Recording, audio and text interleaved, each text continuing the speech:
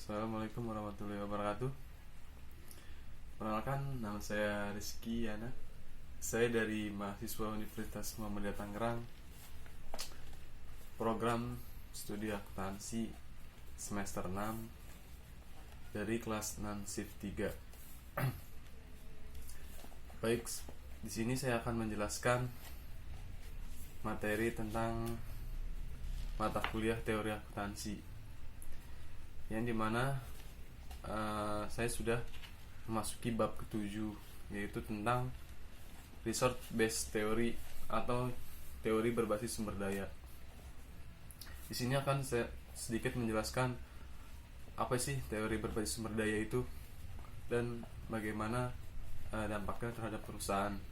Mungkin teman-teman udah banyak yang tahu tentang ada yang sedikit tahu tentang teori berbasis sumber daya ini, tapi saya akan menjelaskan sedikit tentang teori ini. Menurut buku yang saya baca, research based theory atau teori berbasis sumber daya adalah suatu teori yang membahas mengenai sumber daya yang dimiliki oleh perusahaan dan bagaimana perusahaan dapat memanfaatkan sumber dayanya itu dengan baik. Jadi, setiap perusahaan itu pasti akan memiliki sumber daya yang baik. Jadi tidak semua yang sumber daya yang dimiliki perusahaan itu tidak baik, karena sudah mengalami beberapa tahap proses dalam perekrutan sumber dayanya. Jadi menurut buku yang saya baca ini, research based theory itu pemanfaatan sumber daya yang dimiliki perusahaan untuk memajukan kinerja perusahaan tersebut. Di dalam buku ini membahas sumber daya perusahaan, bagaimana perusahaan dapat mengelola dan memanfaatkan sumber dayanya dengan sumber daya dari perusahaan dan dapat menciptakan nilai untuk bersaing dengan kompetitor lain. Jadi perusahaan tidak akan dapat bersaing dengan kompetitor lain jika sumber daya yang dimilikinya itu kurang memadai atau bisa dibilang kurang berkompeten. Jadi research based theory ini berpandangan bahwa perusahaan akan mendapatkan keunggulan kompetitif dan kinerja optimal dengan mengakuisisi, menggabungkan dan menggunakan aset-aset vital untuk memperoleh keunggulan kompetitif dan kinerja optimal. Jadi menurut teori ini, perusahaan akan mendapatkan kinerja yang optimal jika memiliki sumber daya yang baik. Research based theory juga menjelaskan bahwa perusahaan dengan kemampuan mengelola intellectual capital dengan maksimal, dalam hal ini seluruh sumber daya yang dimiliki perusahaan, baik karyawan, aset fisik maupun struktural capital, dapat menciptakan nilai bagi perusahaan. Dan asumsi dari teori ini adalah bagaimana perusahaan dapat mendapatkan nilai tambah dengan mengolah sumber daya yang dimilikinya sesuai dengan kemampuan perusahaan. Penciptaan nilai tambah bagi perusahaan akan berpengaruh terhadap nilai perusahaan. Nah, mungkin di sini ada contohnya, yaitu variabel yang memiliki keterkaitan dengan resource based theory atau teori berbasis sumber daya, yaitu variabel competitive advantage.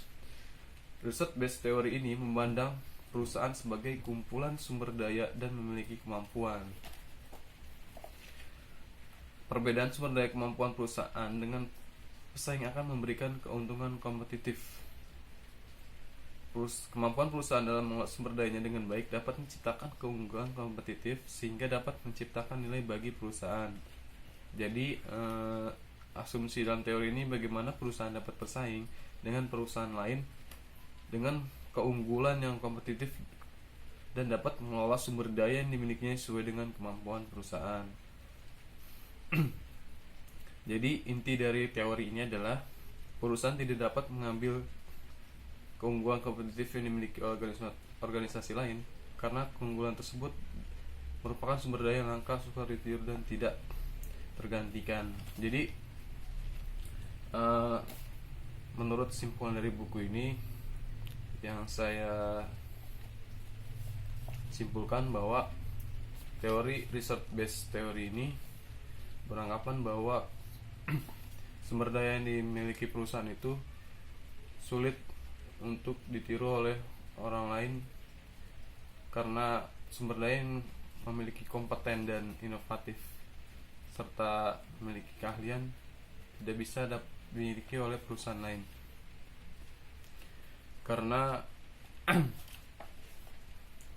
teori ini beranggapan bahwa nilai perusahaan yang baik itu tergantung dari sumber daya yang dimiliki oleh perusahaan tersebut.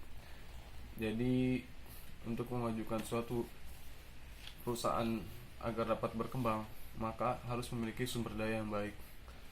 Mungkin contoh variabel penelitian lain terhadap nilai perusahaan. Karena nilai perusahaan itu dapat dilihat bagaimana kinerja keuangan perusahaan itu berkembang dan sumber daya yang dimiliki itu memiliki kompeten atau keahlian dalam bidangnya. Ya mungkin sedikit saya sampaikan materi tentang research based theory. Jika teman-teman ada yang belum ngerti atau belum paham, saya minta maaf. Mungkin itu saja yang dapat saya sampaikan. Kurang lebihnya saya mohon maaf. Wassalamualaikum warahmatullahi wabarakatuh.